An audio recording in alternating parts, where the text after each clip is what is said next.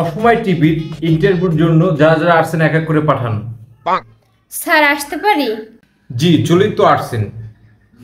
আচ্ছা, তো অসময় টিভির ইন্টারভিউর জন্য আপনাকে স্বাগতম। আপনার বায়োডাটা কি কি আছে দেখেন। এই যে স্যার আমার biodata.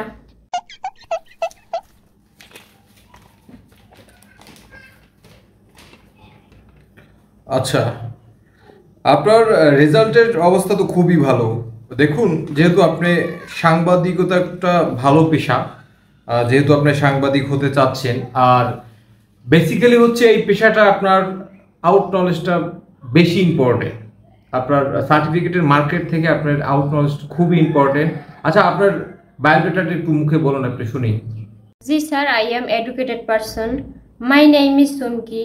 My father is a farmer. That's enough. Thank you so much. খুব সুন্দরভাবে বলছেন। এখন আমরা একটু আপনার আউট নলেজ সম্পর্কে জানবো।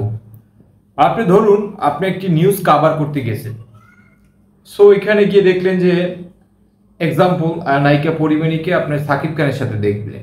এখন এই প্রেজেন্টটা আপনি কিভাবে করবেন? জি স্যার, এই নিউজটা কভার করব।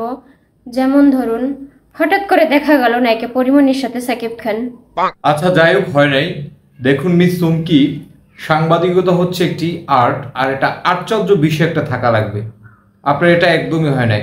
আচ্ছা, ঠিক আছে, আমি যেহেতু আপনার উপরের বস, আমি আপনাকে শিখিয়ে দিচ্ছি। ধরুন আপনি সাকিব খানের সাথে পরিমণিকে দেখছেন, এখন এই হেডলাইটটা কিভাবে সাজাইবেন? আরে বাবা, এক আজব কাণ্ড, বিশাল এক হই হই রই রই কাণ্ড, বিশাল ধরনের এক ঘূর্ণিঝড়। সাকিব খানের সাথে দেখা গেল নায়িকা পরিমণিকে, গোপন ভিডিও ফাঁস। কি বলেন স্যার? এগুলা তো মিথ্যা। মিসেস সুমকি বেগম, তুমি যত তাড়াতাড়ি একটা মিথ্যা সংবাদকে সত্য বানাই দিতে পারবা, ততই তোমার টিআরপি উপরে উঠে যাইবে। এটাই সাংবাদিকতা। আর বিশেষ করে সব সাংবাদিকও এক না, কিছু কিছু ভালো সাংবাদিক আছে, কিন্তু ভালো সাংবাদিক থাকলে তো আমার চ্যানেলে টিআরপি উপর দিয়ে ঘটবে না। আচ্ছা, এটা বাদ দাও। ধরো বাংলাদেশে একটি ছোট বৃষ্টি আসবে, যেমন কালকে একটু মেঘাচ্ছন্ন থাকবে, কালকে বৃষ্টি হতে পারে। এই নিউজটা তুমি কি চোখে দেখো বা কিভাবে কভার করবে?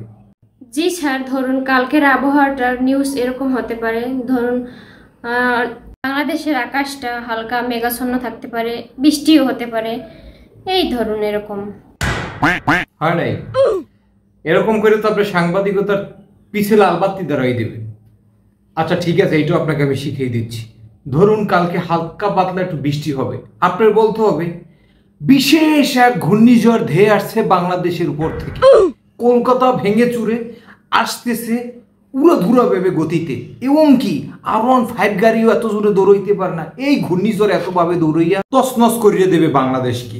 যাদের গরু ছাগল ভেড়া গুড়াগাড়া লইয়া তাড়াতাড়ি 10 নম্বর সাইকেল সেন্টারে চলে যান, এবং কি সাথে শুকনো খাবার রাখবেন। এবং এই ঘূর্ণিঝড় দীর্ঘ 69 বছর আগেও কেউ এই ঘূর্ণিঝড় দেখেন নাই। এই ঘূর্ণিঝড়ের প্রভাব যদি বলতে যাই, বড় বড় মোড়া মোড়া রেন্ডি গাছ, চাম্বুল গাছ, মেহগুনি গাছ, ওগুলো এই সারা বেড়া করিয়ে লাগবে। এরকম করে তোমার নিউজটা প্রেজেন্ট করতে হবে। কি বলেন স্যার? এরকম হয় নিউজে?